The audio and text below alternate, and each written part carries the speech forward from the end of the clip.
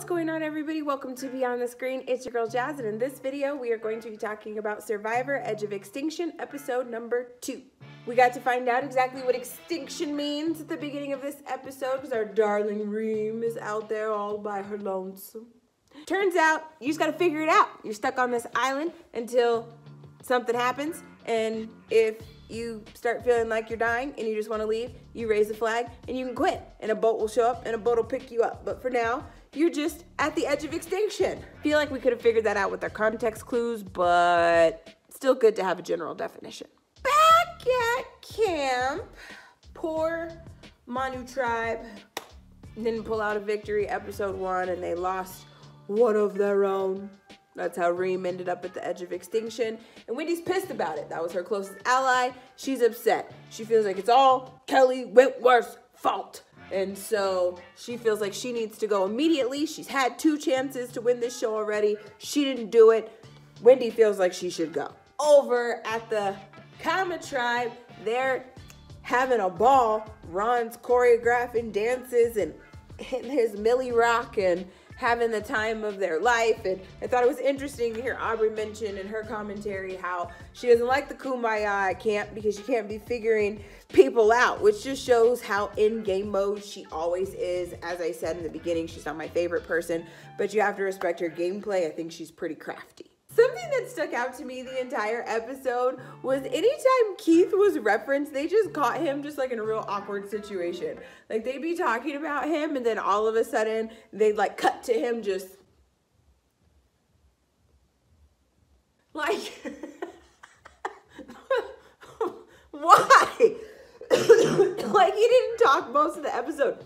They just were talking about him and he would just pop up in one of those places looking goofy. I don't know, it was just weird. He's just weird. Wentworth tells her, alliance that we should just go on a group idol hunt. Doesn't matter which one of us finds it. We just need to have it in our possession because we can't let Wendy get it. Well, Lauren ends up being the one to find the idol, and then she buries it in the sand for herself and decides that she's not going to tell anybody.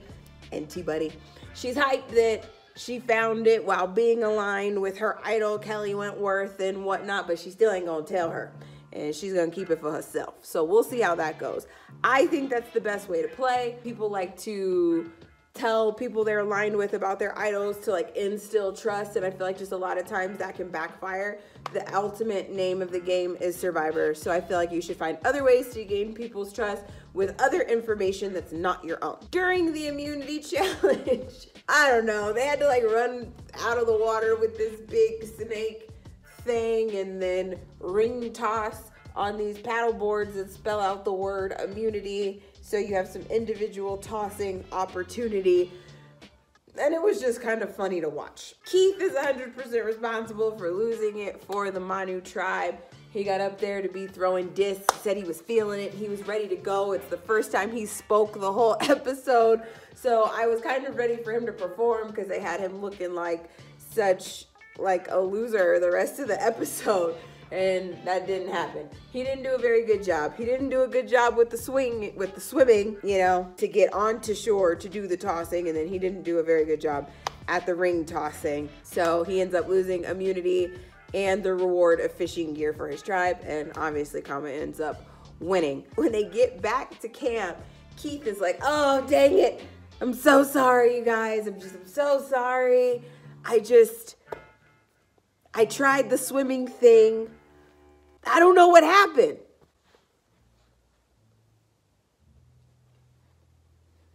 You can't swim. That's what happened. You went on Survivor and you don't know how to swim.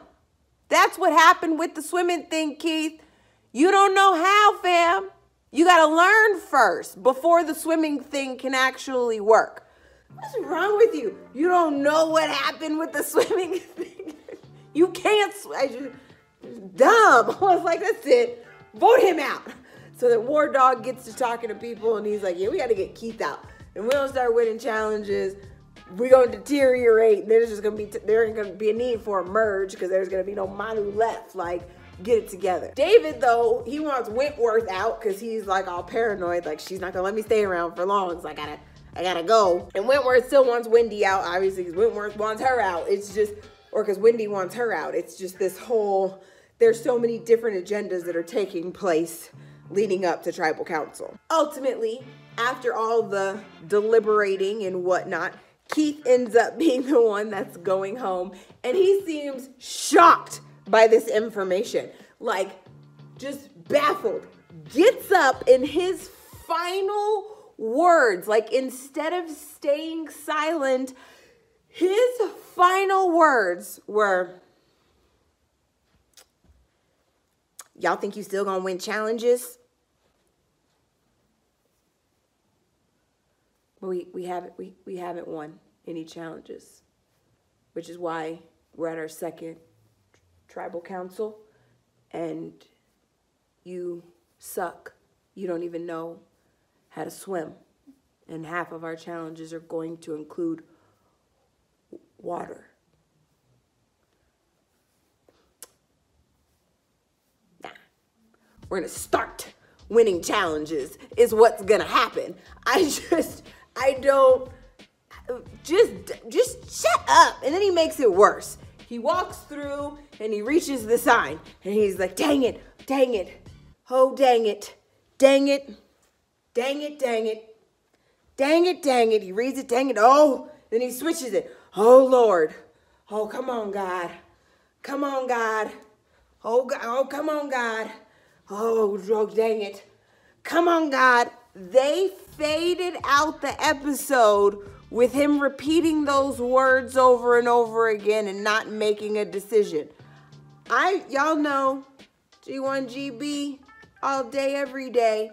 I love the Lord too, but can you make a decision? Either be done playing and get off the camera, pick the torch up and go walk to the boat. I don't understand. You're on a TV show. There's not, death isn't around that corner. If all goes bad, you could call for a medic. Like, what? It's not that big of a deal. Like, what are you waiting for God to come down and say? Because it's like, you shut up and make it. I was really irritated. It irritated me a lot. So we'll see what he decides to do, I guess, next week. It was super cool to get a glimpse of how Reem is doing. She's been on the edge of extinction for 3 days and she's clearly struggling and considering raising that flag. So we'll see what happens, not knowing how long you're going to be there or what's going to happen, and then being by yourself and already feeling bad because you got voted off the show. And I'm sure that can play with your mind a whole lot. So I don't really know. We have lots to talk about. So get in the comment section and let's talk about it. Do you think that Reem is going to survive being at the edge of extinction, or do you think she's going to raise that flag right before Keith shows up? Do you think Keith is going to, grab the torch and go get on the boat, or do you think he's done and he's going to go home? Just let me know how you guys are feeling. Have you guys been able to pick clear people that you're rooting for? I think for Kama for sure, I'm voting for Ron. That's just where it's at. Ron is who I'm rooting for over there. I'm going to say for the Manu tribe, right now I like Lauren the most. So Lauren, as far as like a new person, if I was going to pick any of the returning players to take it, I'd like to see Wentworth win. So let me know what your guys' standings are and who you're rooting for. If you enjoyed this video, smack that like button. If you want to see more videos from me, hit that subscribe button. As always, I love and appreciate each and every one of you. Until next time, God first, God bless.